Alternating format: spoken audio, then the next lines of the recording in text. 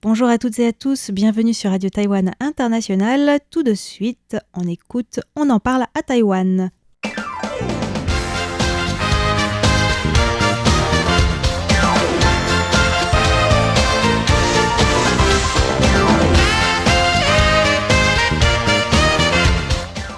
Bonjour à tous, c'est François-Xavier Boulet. Ça. Elisa Dufaux. Pour l'émission On en parle à Taïwan. Alors aujourd'hui, nous allons parler de 3 sujets différents. Pour ma part, on parlera du Taipei Dome qui est enfin prêt, enfin presque, on va voir. Ça fait longtemps que ça dure. Bah oui. N'est-ce pas? Oui. Voilà. Et moi, je vous parlerai de la fête des lanternes, même si c'est dans 4 mois. C'est pas grave. D'accord. C'est jamais trop tôt pour en parler. Tu vas nous dire pourquoi tu nous en parles aujourd'hui, alors, Voilà. tout à l'heure. Et de mon côté, je vous parlerai du témoignage d'un médecin taïwanais qui revient de Gaza. D'accord. Alors on va commencer par le Taipei Dome. Je disais, il est enfin prêt ou presque. Et tu disais, Lisa, depuis le temps. Ça fait longtemps qu'il est savez-vous presque depuis prêt. combien de temps il est en gestation, ce projet? 8 ans, non, peut-être Je sais Alors, pas. il y a eu 11 ans de chantier. Wow. Mais avant le chantier, on en parlait déjà 2 décennies avant. Donc, ça veut dire qu'il y a Incroyable. eu 6 maires consécutifs et 32 ans de se dire on a besoin d'un stade couvert pour le baseball. Mhm. Et ça nous fait remonter à un certain 10 novembre 1991. Donc, on est presque pas loin des 32 ans jour pour jour, en fait, où on n'avait pas pu avoir un grand match à cause du temps exécrable. Et c'est là qu'ils ont décidé que la ville de Taipei aurait, au pays du baseball, d'une certaine manière, son stade couvert pour pouvoir quand même jouer les matchs. Mais il a fallu attendre du coup cette année pour que le stade couvert soit enfin prêt. Alors bon, le chantier, on va pas revenir sur toutes les péripéties, mais il a duré 11 ans. Il avait été suspendu au tout début du premier mandat de Ko Wen-je pour des raisons de sécurité. Il a fallu 8 tests pour que le dernier soit... c'est-à-dire, il y a eu 8 tests de sécurité incendie ou autre sécurité qui n'ont pas été... Rempli. Voilà, Mhm. donc les critères n'étaient pas tous probants. Donc, on ne pouvait toujours pas utiliser ou lancer les opérations de ce stade. Et finalement, il a fallu le 8e pour que tout marche bien. Alors maintenant que tout marche bien, on peut lancer les opérations.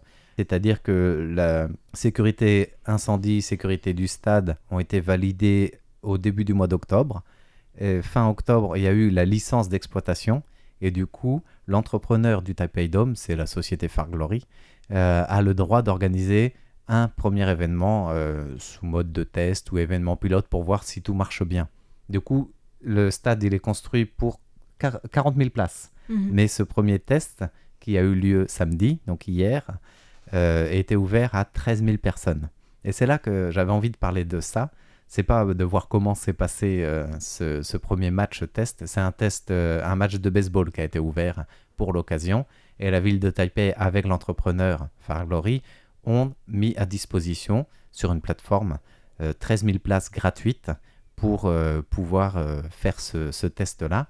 En 90 secondes, les 13 000 places ont toutes trouvé preneur, Wow. sachant que c'était limité par carte d'identité à 2 billets par personne. C'est plus efficace que les concerts de Madonna, alors. C'est ça, mais c'est un peu toujours la course, ce genre de truc à Taïwan. Surtout que c'était souviens. gratuit, ce qui n'est pas le cas des concerts. Voilà, déjà ça c'est important à souligner. Et il y a des critiques qui disent ça fait 32 ans que les fans du baseball attendent enfin un vrai grand match dans ce stade couvert et il n'y a que 13 000 places, c'est honteux, pourquoi pas 40 000? Et la mairie de Taipei a expliqué, déjà c'est l'entrepreneur du Taipei Dome qui a choisi cette première jauge et ce sera fait étape par étape pour répondre justement aux normes de sécurité et aux besoins des critères de ces tests de sécurité. Donc on ne peut pas faire plus que 13-14 000 places dans un premier temps. Mhm. C'est Donc vrai voilà pourquoi. qu'un chantier, si on l'arrête au bout d'un moment, il y a des problèmes effectivement de sécurité. Donc, Et puis il a été suspendu de longues semaines en plus, Mhm. le temps des tractations, etc. mhm. Alors le match vedette a opposé une équipe nationale de baseball sélectionnée pour le championnat d'Asie à une autre équipe nationale, donc c'est 2 équipes nationales taïwanaises, et l'autre c'est les jeunes de moins de 23 ans qui sont sélectionnés eux, pour la Coupe du Monde. Et donc c'est un ticket alléchant et inédit sur le papier. Voilà pourquoi tout le monde donnait des coudes pour avoir ce fameux sésame, là, les billets gratuits, 13 000 spectateurs. Et si on en parle aujourd'hui, c'est parce qu'il s'est passé, il y a qu'à Taïwan, on peut imaginer ça, 90 secondes, tout est vendu. Et dans les 90 secondes, donc moins de 2 minutes après l'ouverture de la plateforme pour avoir les billets, eh bien, il y avait déjà une plateforme où on pouvait acheter un billet donc en contrebande en fait. C'est-à-dire il y en a qui ont pris les billets gratuits pour les remettre à la vente, ce qui est totalement illégal et interdit. Du coup, les services de police devaient le savoir en amont, puisqu'ils ont tout de suite réagi. C'est-à-dire que tu as un commissariat de Taipei qui s'est occupé d'avoir des policiers déguisés en faux acheteurs intéressés pour rentrer dans cette tractation et remonter le filon de la revente de ces fameux billets, quoi. D'accord. Et du coup, en quelques minutes, comme ça, ils ont pu remonter à plusieurs personnes. Et ils ont arrêté une personne, notamment, qui a essayé de revendre 5 places jusqu'à $5,000 taïwanais à la place pour un truc que tu as eu gratuitement. Wow. Alors, $5,000, c'est quoi? C'est 1400 euros. C'est 140 euros à peu près. Et si tu te dis, voilà, il y a 13 000 spectateurs possibles, dont normalement c'est un événement gratuit, festif pour un test. Et puis finalement, il y en a qui veulent vendre la place, quoi. Mais ce qui est, et c'est là où je disais c'est très très taïwanais, c'est que tu as beaucoup de gens sur les réseaux sociaux qui demandent où est-ce que je peux trouver une place. T'en as qui sont prêts à les acheter ces places. Voilà pourquoi il y en a qui sont prêts à les vendre aussi, quoi. Mais en tout bien tout honneur, on annonce ça sur internet, on s'en fiche, on ne sera pas pris par la police. Eh ben si. Voilà, parce que les faux acheteurs étaient policiers. Du coup, il y a il y a une enquête en cours pour l'instant. Et il y aura des suites judiciaires. Le commissariat a déjà dit que tous les suspects qui sont appréhendés, aussi bien vendeurs que acheteurs potentiels, parce que c'est interdit d'acheter quelque chose d'illégal, en cours jusqu'à... Alors c'est là que je pense qu'il y en a que ça ne va pas vraiment freiner. La sanction est très très clémente. Tu encours jusqu'à 3 jours de détention. Vous avez bien entendu, 3 jours de détention et une peine de $18,000 taïwanais d'amende. Bon, alors, si le gars a vendu 4 billets, il rentre déjà dans ses frais, quoi. Oui. Voilà. Mais bon, si t'as... Oui, c'est sûr. C'est pour ça, c'est pas forcément... c'est bien qu'il y ait une amende, c'est bien qu'il y ait une sanction. De la détention, ça fait moche sur le casier judiciaire quand même. Voilà, même si c'est que 3 jours, alors ça doit être une peine qui est, à mon avis, convertible en amende. Voilà, mais moi, je sais pas, j'aurais mis des travaux d'intérêt général, genre faire le ménage de ce stade après le match. J'espère qu'ils encombrent pas les prisons de personnes qui vendent des faux billets, parce que sinon, il n'y aurait pas de place pour les autres. En tout cas, c'est intéressant de voir que le Taipei Dome va enfin trouver son premier poumon de vie, qui est un événement sportif, et en l'occurrence, le sport national numéro 1, le baseball à Taïwan. Et cette occasion de ce test, ce sera d'ajuster l'approche sur place pour gérer le public en masse, pour gérer donc au niveau sécuritaire, mais aussi la mairie de Taipei a promis de tout faire auprès aussi du promoteur pour gérer une meilleure approche de la vente des billets. Parce que là, ça a montré, c'était gratuit, c'était sur une plateforme, mais ça a montré que il va y avoir des abus pour les prochains matchs. Et les gens commencent à s'inquiéter en disant, imaginez, on organise une coupe d'Asie, il y aura une coupe du monde, une phase qualificative du mondial, c'est la classique mondiale de baseball.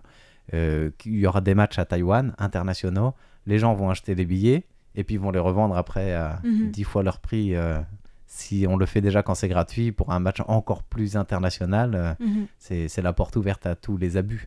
Du coup, la mairie de Taipei a promis de réfléchir à différentes options et elle a l'air de s'orienter aujourd'hui, d'après le maire Chiang Wan-han, vers un système de billets nominatifs qui ne peut pas être renommé ni revendable. Donc, quand tu te présentes le jour le jour de l'événement, que ce soit concert, match, il faudra présenter une pièce d'identité pour montrer que ton nom, c'est bien celui du billet, quoi. Donc ça pourrait déjà ralentir beaucoup ce genre de fraude. Ouais. Est-ce que ce sera efficace ? C'est l'avenir qui le dira. En tout cas, le test d'hier a l'air d'avoir plu aux spectateurs. Ok. Voilà pour le petit billet du jour. On est content qu'enfin on puisse aller au Taipei Dome. Voilà. Ouais. Ouais, moi, j'ai envie d'aller le visiter, mais avec un billet gratuit non racheté. Voilà. Mais moi aussi, je vais vous parler alors pas de stade, mais de foule. Oui. Puisque même si on est à plus d'un mois de Noël, on commence déjà à parler à Taïwan du Nouvel An lunaire et de la fête des lanternes qui a lieu normalement 2 semaines après le Nouvel An lunaire et qui correspondra en 2024 au 24 février.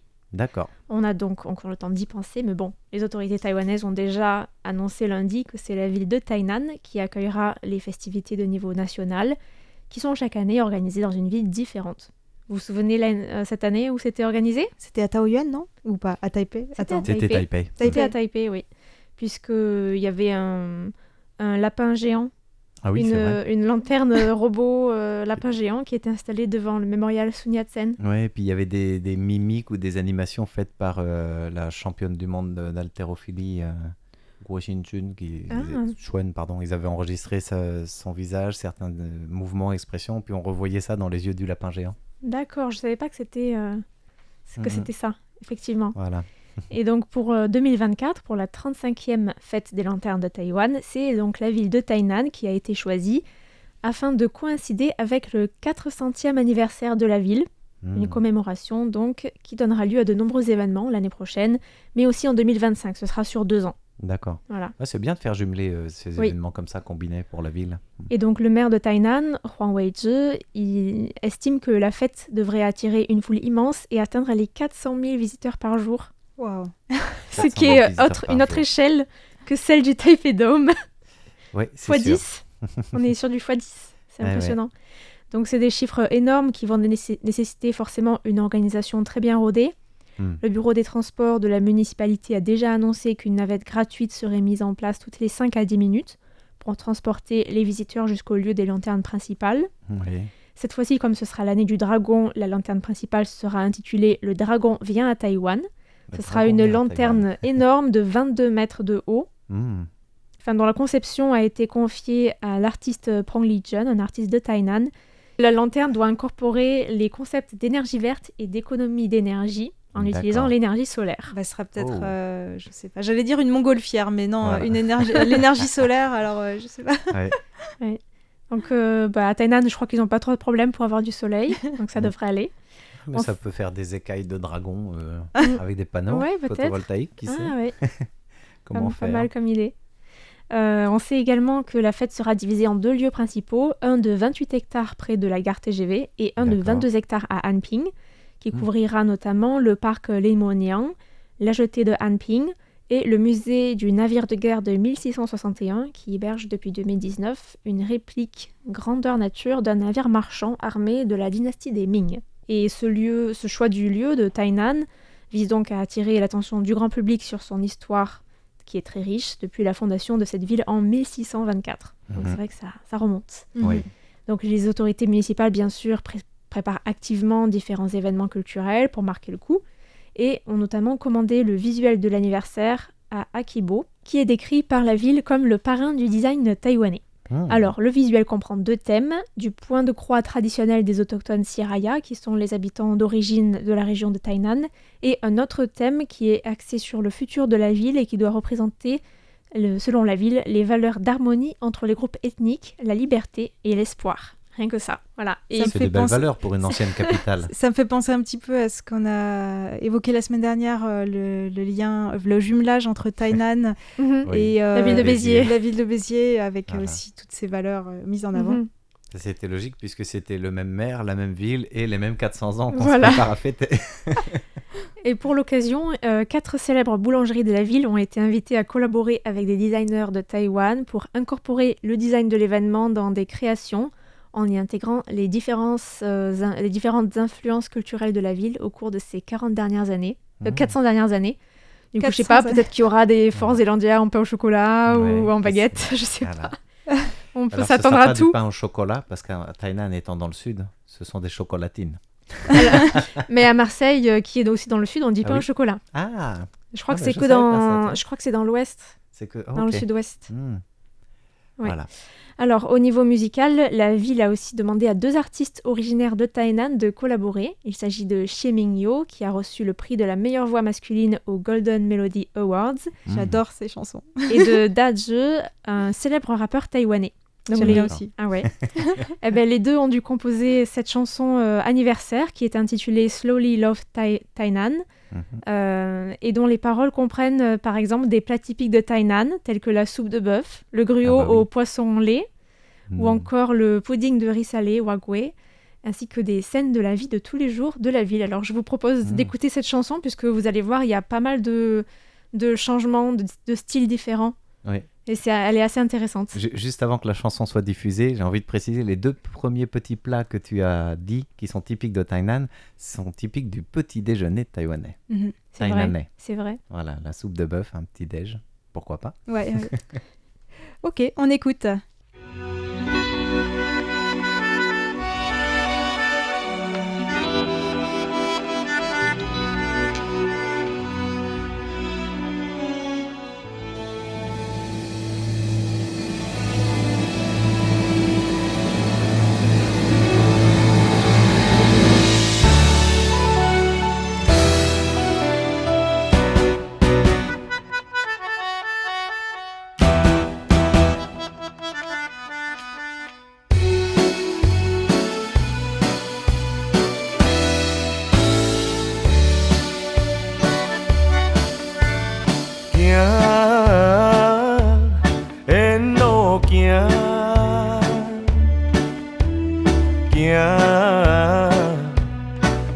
慢行，经过少年的囡仔伴，嘛经过失恋的丁仔脚，搁行，继续行，行，沿路行，行。若一歌，听见阮囝咧叫阿爸，嘛听见几落声再会啦，来行心爱的斗阵行。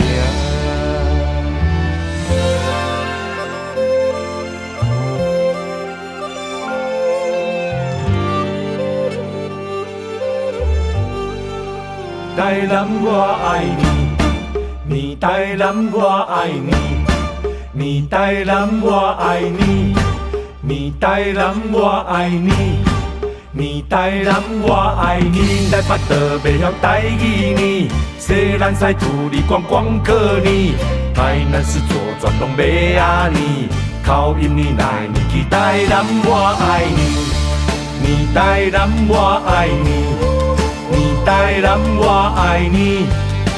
台南我爱你，台南我爱你，台南我爱你。台南物件好食济，免讲笑，无疑问。新正伊面甲我配米果酱光米粉，豆花虾光一支青草几段，下早顿看是要杀肉鱼糜阿喜肉有肉汤。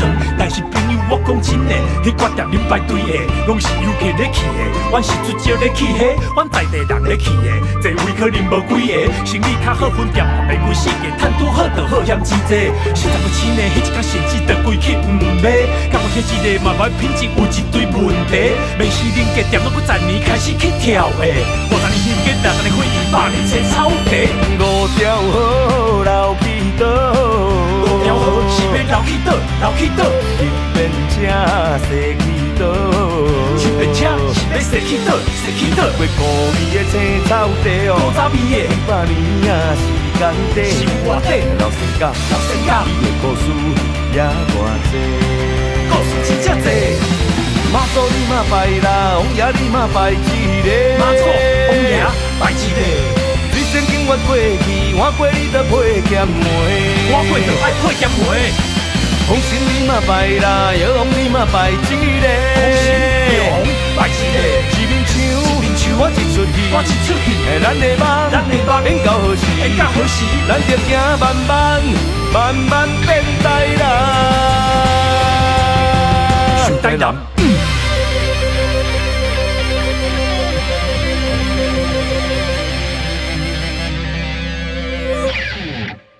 Oh yeah.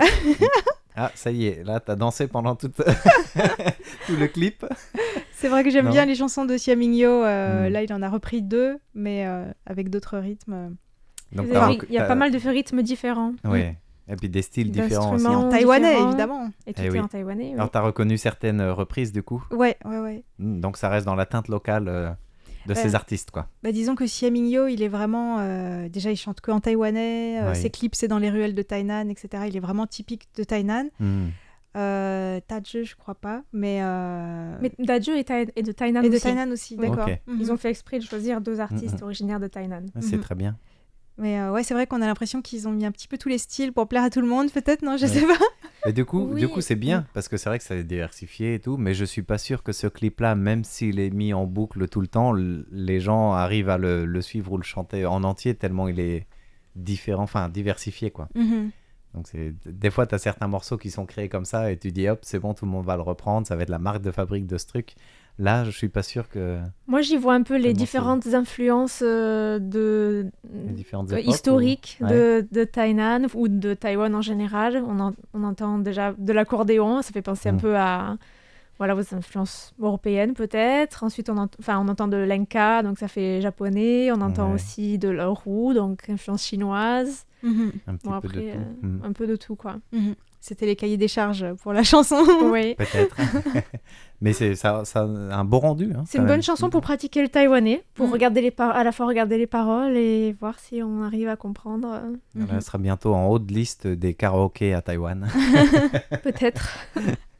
En tout cas, il y aura toute une série d'événements et d'activités culturelles en lien avec ce 400e anniversaire. Oui. Et la ville compte bien jouer de son statut prestigieux d'ancienne capitale et sur son passé historique pour mettre en valeur notamment la recherche archéologique qui est menée dans la région, puisque la ville collabore par exemple avec l'Université nationale Chung Kong sur un projet éducatif et de recherche sur le fort Zelandia et l'ancienne ville du fort Zelandia. Alors dans le cadre de ce projet, le site de fouilles archéologiques de l'école primaire de Chemen, qui comprend les ruines de la période néerlandaise et qui est en partie ouvert au public depuis février dernier. Ah oui. Ce projet a commencé en fait en 2019 et voilà, il vise à croiser les différentes sources issues de documents historiques, des cartes, des résultats des fouilles archéologiques pour étudier justement cette période. D'accord.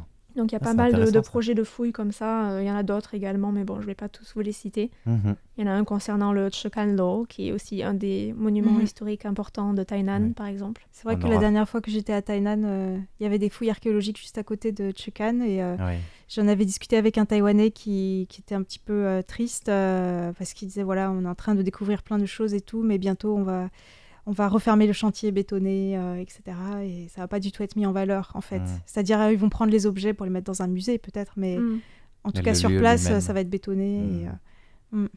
Voilà, c'est l'économie avant tout. En tout cas, sur ces 400 ans de la ville de Tainan, on aura l'occasion d'y revenir dans d'autres émissions au fur et à mesure des événements qui auront lieu sur les 2 années qui viennent, bien sûr. Ok. Voilà. Du coup, on passe au 3e sujet. Oui. Qui est un sujet un peu plus sérieux, on va dire, même beaucoup. Douloureux. Voilà. En fait, c'est un témoignage d'un médecin taïwanais qui s'appelle Hong Shang-hai. Et en fait, c'est un urgentiste de l'hôpital Changgung. Et il travaillait à Gaza depuis le mois de juillet pour Médecins sans frontières. D'accord. Et donc, il était là-bas quand la guerre a commencé début octobre. Et il a été rapatrié à Taïwan le 1er novembre. Oui. Et donc, le 14 novembre, il a fait une conférence de presse pour partager son expérience, ce qu'il a vécu. Et il était vraiment très ému quand il s'est exprimé. Donc, d'abord, il a expliqué que... le principal message qu'il a voulu faire passer, c'est que l'équipe médicale était vraiment en danger de vie ou de mort. Mais les médecins s'efforçaient quand même, malgré tout, d'essayer de sauver les victimes. Et... en fait, déjà avant la reprise du conflit israélo-palestinien, l'hôpital dans lequel il travaillait à Gaza avait très peu de ressources. Donc la situation n'était déjà pas facile. Il a rappelé que la bande de Gaza, c'est à peu près la même superficie que la ville de Taipei, avec une population de 2,3 millions d'habitants. Et que ces dernières années, en fait, la bande de Gaza était déjà soumise à une surveillance très stricte et à un embargo imposé par Israël avec l'appui de l'Égypte. Et en fait, pour Hong Shang-hai, il a comparé cette situation à une grande prison à ciel ouvert, parce qu'en fait, personne ne pouvait quitter la zone, ou vraiment que des personnes très privilégiées étrangères qui peuvent entrer et sortir éventuellement. Et en fait, depuis le mois de juillet, il avait déjà été confronté à des frappes aériennes ou à des essais de roquettes dans la bande de Gaza, mais il ne s'attendait pas à ce qu'une véritable guerre éclate. Et donc, le 7 octobre au matin, quand il a entendu le bruit des roquettes qui ne s'arrêtaient pas, il a commencé à comprendre que la situation s'était embrasée. Et du coup, avec la contre-attaque israélienne, les bureaux et les dortoirs de Médecins sans frontières ont été bombardés par l'armée israélienne.